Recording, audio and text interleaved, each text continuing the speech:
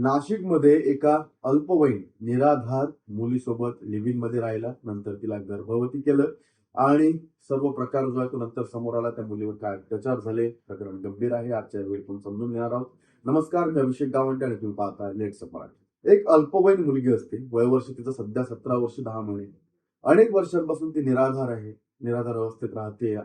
काही वर्षांपूर्वी ती सुरतला आपलं पोटा पाण्यासाठी उदरनिर्वाहासाठी गेली होती. तिथं ती कामं करायची मिळेल ते. याच दरम्यान तिची ओळख झाली नरेश शालिग्राम राक्ष या माणसाशी. तो राहायला नाशिकचा राहणार आहे, गणेश बाबानगर पुणे रोडला जे आहे तिथं तो रहिवासी आहे.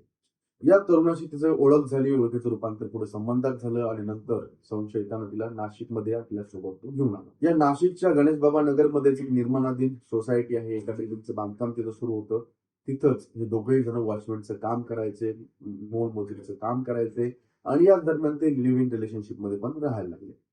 या काळात ती जी व्यक्ती आहे, मुलगी जी आहे ती निराधार होती. तिला कोणाचा तरी आधार होता.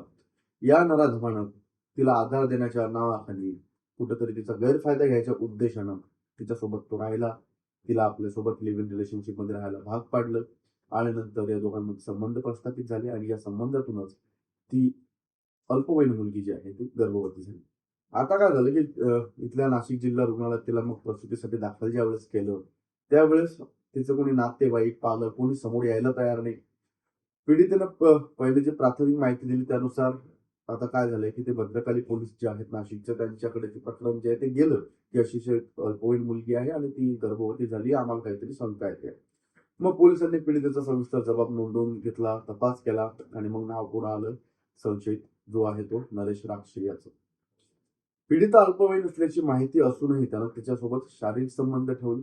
त्यामुळे पोक्सो अधिनियम 2012 अंतर्गत तसेच बलात्काराच्या गंभीर कलमांमुळे त्याच्यावर गुन्हा दाखल करण्यात आला. आता पीडितेची परिस्थिती काय आहे तर त्या 9व्याच महिन्याच्या सुरुवातीला पीडितेला प्रसव कळा सुरू झाल्यानं तिनं अकाली बाळाला जो आहे तो जन्म दिला.